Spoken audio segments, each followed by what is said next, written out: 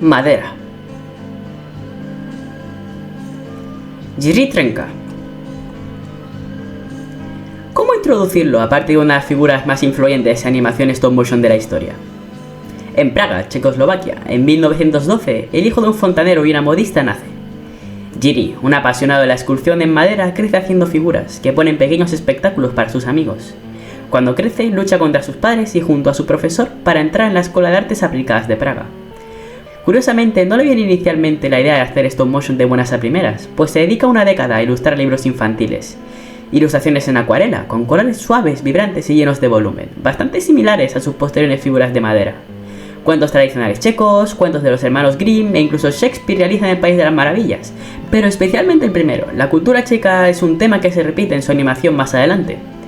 Después del fin de la Segunda Guerra Mundial, tampoco empezó con el stop motion, pero fundó un estudio de animación. Siendo su primer corto El abuelo, plantó una remolacha.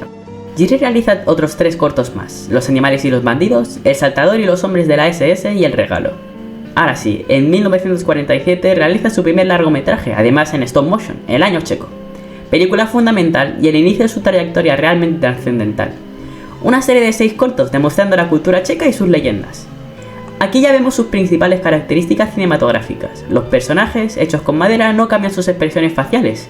Jiri transmite lo que los personajes sienten mediante el uso del lenguaje corporal, iluminación o música. Otros elementos recurrentes son la total o parcial carencia de diálogo, teniendo la música un papel fundamental y el foco en la representación de la cultura y sociedad checa. Como dato importante y adicional, Jiri no era animador, era productor y escritor, pero no trabajaba directamente en sus metrajes stop motion. Además de que los esqueletos que creaba Jiri para los personajes los diseñó él mismo, y fueron copiados y adaptados por varios otros animadores rusos. No fue el primero en inventar esto, pero sí uno de los pioneros que solidificó una de las versiones que en su época sirvió. Volviendo a su obra, realizó 3 cortos en stop motion con marionetas: Novela con contrabajo, El molino del diablo y Canción de la pradera, una parodia de los westerns, siendo este su primer corto en el que los personajes contaban con sincronización labial. En la década de los 50 realiza animaciones con otra técnica, recortes de papel, en por ejemplo Los dos pequeños fantasmas. En 1959 realiza un largometraje en stop motion por primera y última vez con personajes de plástico en lugar de madera, El sueño de una noche de verano, una adaptación del homónimo de Shakespeare. Este metraje cuenta mediante un narrador los hechos alrededor del casamiento de Teseo, el duque de Atenas, con Hipólita, reina de las Amazonas. Esta obra asemeja fuertemente a un ballet, siendo las coreografías y la música el mayor motor de la narrativa. Las figuras de plástico dotan de todo una estética suave y mágica, pero a pesar de todo esto, tuvo una recepción mixta, mayormente negativa. Muchos decían que era muy experimental para el cine y otros dicen que es una de sus mayores obras maestras. Jiri se entristeció ante esto y volvió avergonzado a las sombras, pero eso no le hizo desistir completamente la animación. En los años 60 sus cortos empezaron a tener un tinte pesimista, el primero de ellos siendo La Pasión y en el mismo año La abuela cibernética y por último El arcángel Gabriel y la señora Oka.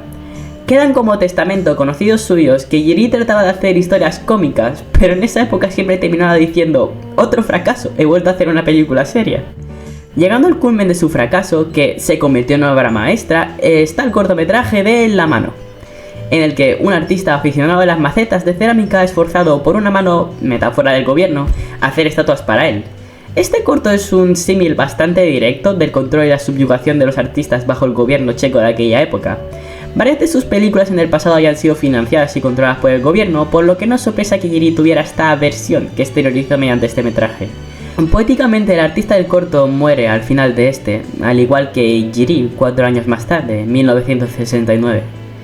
Volviendo a lo que dije hace unos segundos de cómo este corto es una metáfora muy directa, nada más fallecer Jiri, el gobierno checo prohíbe esta película y confisca las copias, demostrando así el punto de la película, incluso tras la muerte del autor, tanto la teoría literaria contemporánea como la muerte literal. Pero, de no haber sido que los animadores, admiradores y amigos de Jiri no hubiesen ocultado una copia que reproducían en una sala de proyección privada, la habríamos perdido por la censura. En conclusión, Jiri Trenka fue una de las figuras más influyentes de la animación stop motion y de la animación checa en general, dejando un legado fantasioso que en sus últimos momentos fue profético, una gran figura a recordar y preservar en el tiempo.